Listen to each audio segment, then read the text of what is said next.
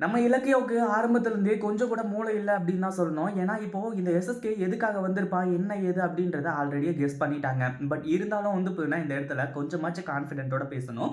அதாவது ரேவதிய வந்து பார்த்தீங்கன்னா, இந்த வீட்ல தான் வச்சிருக்காங்க அப்படின்ற ஒரு டவுட்டோட தான் வந்து பார்த்தீங்கன்னா, இந்த எஸ்எஸ்கே இங்க என்ட்ரி குடுத்தான்.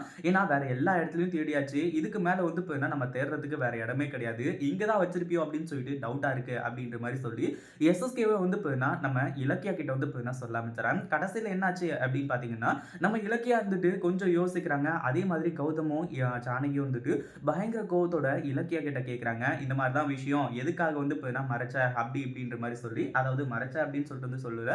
அதாவது இங்க வந்து இப்ப எந்த விஷயத்த பத்தி எஸ்எஸ்கே சொல்லிட்டு இருக்கான்? என்ன விஷயத்த வந்து இப்ப வச்சுட்டு இருக்க? அப்படின்ற மாரி கேட்டுட்டு இருக்காங்க. நம்ம இலக்கியாவோட நிலைமை புரியாம. கடைசியில என்னாச்சு அப்படின்னு பார்த்தீங்கன்னா, என்ன எஸ்எஸ்கே நான் சொல்லவா? ஏற்கனவே கௌதம் வந்துட்டு உங்க மேல பயங்கர கான்ல இருந்துட்டு இருக்காங்க. நான் உண்மையா சொன்னா என்ன நடக்கும்? ஏது நடக்கும்னு தெரியுமா? அப்படின்ற மாரி சொல்லி கடைசியில நம்ம இலக்கியா இருந்துட்டு, நம்ம கௌதம் கிட்ட பல உண்மைகள வந்து பார்த்தீங்கன்னா சொல்ல ஆரம்பிச்சுறாங்க. அதுக்கப்புறம் தான் இந்த எஸ்எஸ்கேவ நம்ம கௌதம் உண்டு இல்லன்னு பண்றாரு. அதுக்கு முன்னாடி என்னவெல்லாம் நடக்குது அப்படின்னு சொல்லிட்டு பார்க்கறதுக்கு முன்னாடி, இப்ப தான் நம்ம சேனலுக்கு ஃபர்ஸ்ட் டைம் வரீங்க அப்படின்னா, கீழ இருக்க சப்ஸ்கிரைப் பட்டன பிரஸ் பண்ணிக்கோங்க.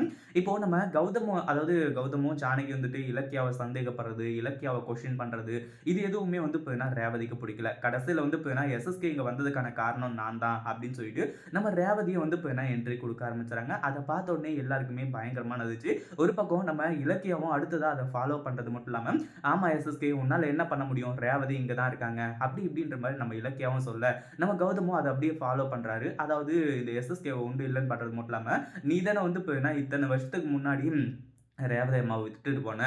உன்னெல்லாம் வந்து பார்த்தீங்கன்னா, நான் சும்மாவே விட மாட்டேன். நான் என்ன பண்ண போறேன்னு மட்டும் பாரு அப்படின்னு சொல்லிட்டு, இந்த எஸ்எஸ்கேவ இவங்க எல்லாருமா சேர்ந்துக்கிட்டு புடிச்சுக்க ஆரம்பிச்சுறாங்க. எஸ்எஸ்கே துண்ட காணோம், துணிய காணோம்னு சொல்லிட்டு உட்டா மட்டும் போதும்டா அப்படின்னு சொல்லிட்டு வந்து ஓடி போயிடுறான். இத பத்தி நீங்க என்ன நினைக்கிறீங்க?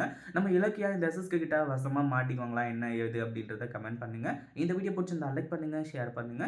இப்ப தான் நம்ம சேனலுக்கு ஃபர்ஸ்ட் டைம் வரீங்க அப்படின்னா சப்ஸ்கிரைப் பண்ணிக்கோங்க.